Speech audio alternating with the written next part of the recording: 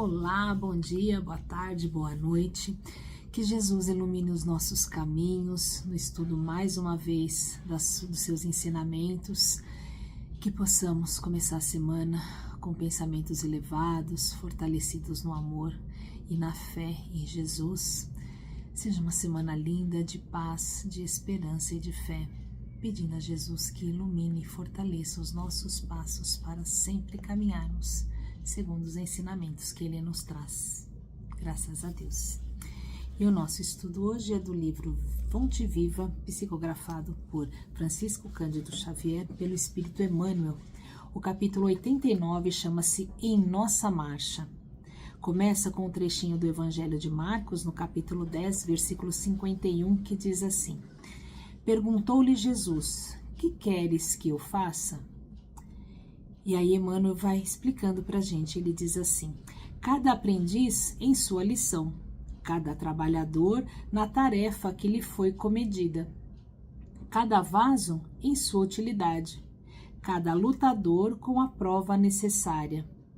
Assim, cada um de nós tem o testemunho individual no caminho da vida.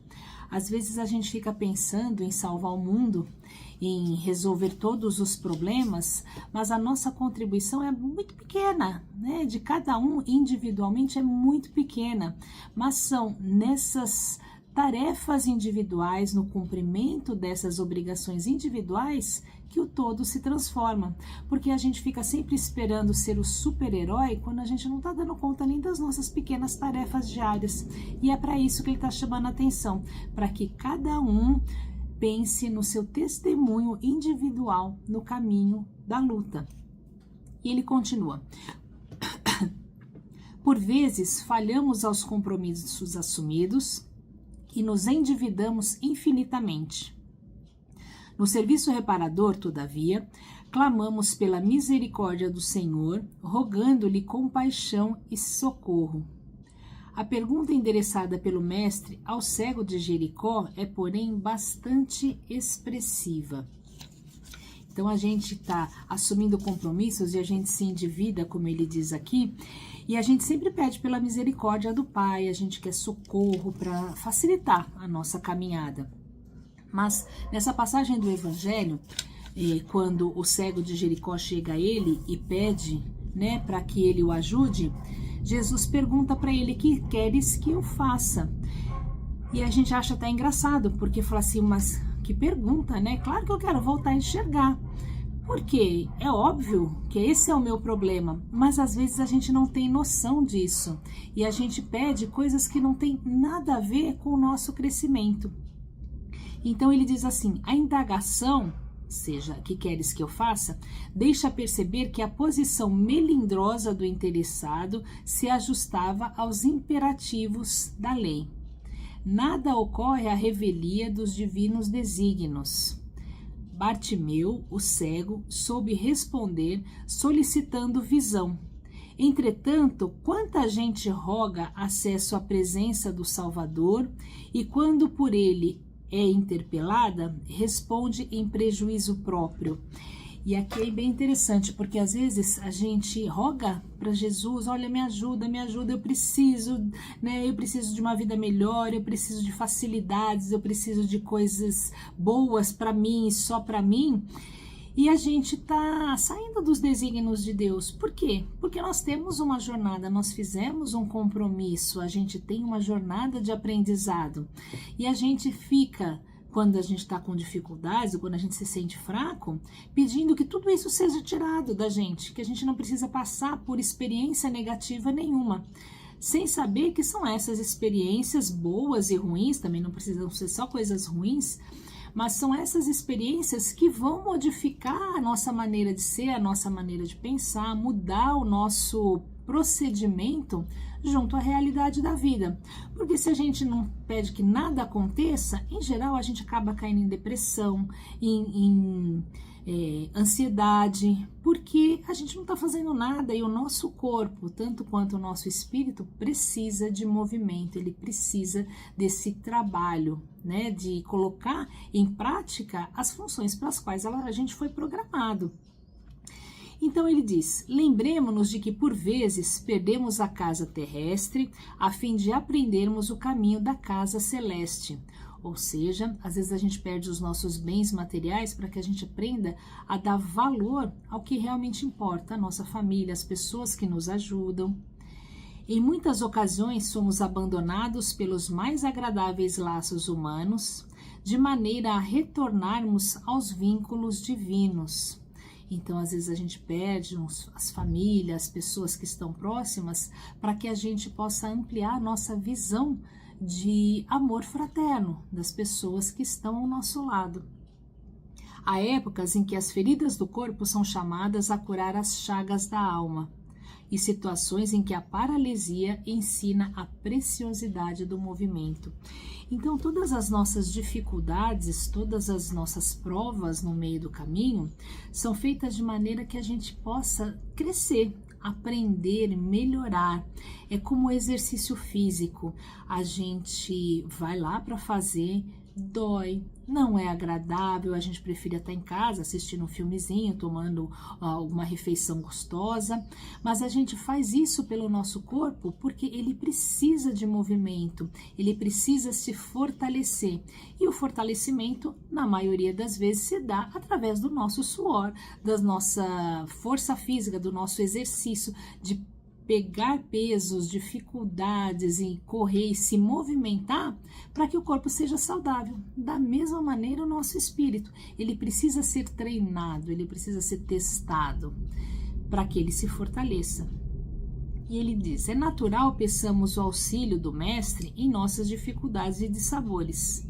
Entre mentes, não nos esqueçamos de trabalhar pelo bem nas mais aflitivas passagens da retificação e da ascensão, convictos de que nos encontramos invariavelmente na mais justa e proveitosa oportunidade de trabalho que merecemos, e que talvez não saibamos de pronto escolher outra melhor. Então, é claro que é difícil, a gente não faz isso o tempo todo, por isso que é muito importante a gente estar em contato com o divino, com os nossos mentores, com o nosso pensamento elevado, para que a gente possa entender em todas as dificuldades, não um castigo, mas uma oportunidade de aprender e melhorar. Porque toda vez que a gente pega uma tarefa para fazer e a gente se dedica a ela, não vendo ali como um transtorno, mas como uma oportunidade de solução de algum problema ou de conquistar alguma coisa, a gente faz com amor, a gente faz com alegria, a gente aprende no processo e fica feliz com esse aprendizado.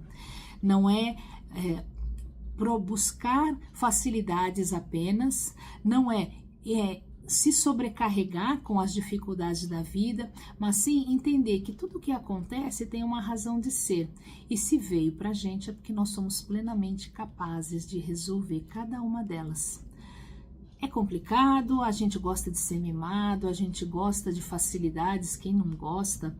É natural que a gente queira que o nosso corpo e a nossa mente estejam sempre relaxados e felizes, mas assim a gente não aprende, assim a gente não melhora.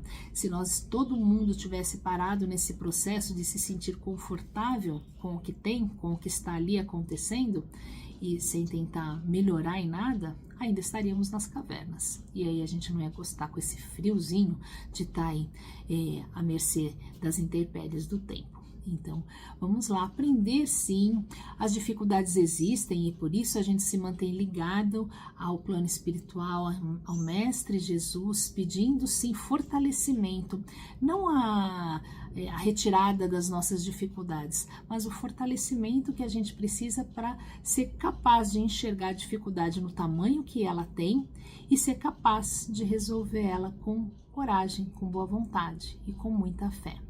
E aí nós seremos socorridos. E talvez a dificuldade até fique um pouco mais pesada, mas se a gente tiver consciência de que ela é para o nosso crescimento e a gente consegue encontrar os instrumentos necessários para sair dela com fé e coragem. Muita paz para todos nós. E a gente sempre pede que quando a gente faz o evangelho, quando a gente faz o estudo, que a gente aproveite esse momento para doar um pouquinho da gente para aquelas pessoas que caminham de nós, porque todos nós precisamos de vibrações positivas ao nosso redor. E quando a gente faz as nossas vibrações e pede por aqueles que estão ao nosso lado, a gente cria aí um ambiente de iluminação. É como se a gente acendesse uma luz. E essa luz ilumina, e esse calor que a gente coloca para fora envolve as pessoas em volta de nós. E com o tempo, esse ambiente vai ficando cada vez mais agradável, mais limpo, e a gente vai se sentindo melhor e mais fortalecido. Por isso, a necessidade da gente vibrar pelas pessoas que estão ao nosso redor, pedindo paz, equilíbrio, muita luz para o nosso planeta Terra, para as pessoas que estão à nossa volta, pelo nosso Brasil, vibrações de muita luz, de muita paz. Pedimos vibrações pelos nossos companheirinhos que estão doentes, aqueles nossos queridos, mas até aqueles que se encontram nos hospitais, que a gente não tem contato, que eles sejam envolvidos em fortalecimento, em saúde e paz. A gente pede por aqueles que se perderam no caminho, seja ele dos vícios, sejam eles da violência, por aqueles que estão perdidos nas ruas, envolvidos em descaso, em abandono, nos asilos, nos orfanatos, que todos eles, com tristeza, com dificuldades, que possam sentir o nosso abraço caloroso. E a gente vibra pelo nosso trabalho, pelo ambiente que nos dá o sustento do nosso pão. Pedimos vibrações pelos nossos queridos, aqueles que estão partilhando o nosso caminho, que sejam envolvidos em muita luz, em muita paz. E nesse momento a gente pensa naqueles que estão com mais dificuldades, sejam elas físicas, sejam elas mentais, espirituais, que eles sejam abraçados pela nossa fé, pelo nosso amor. E a gente pede por nós mesmos, porque nós precisamos de fé e coragem para seguir adiante na nossa caminhada. E aí a gente deixa uma vibração em branco, a gente pensa, mentaliza tudo que a gente consegue pensar de bom, de amor, de harmonia e de paz e coloca nas mãos dos nossos irmãos para que eles usem da maneira que for mais necessária. E graças a Deus.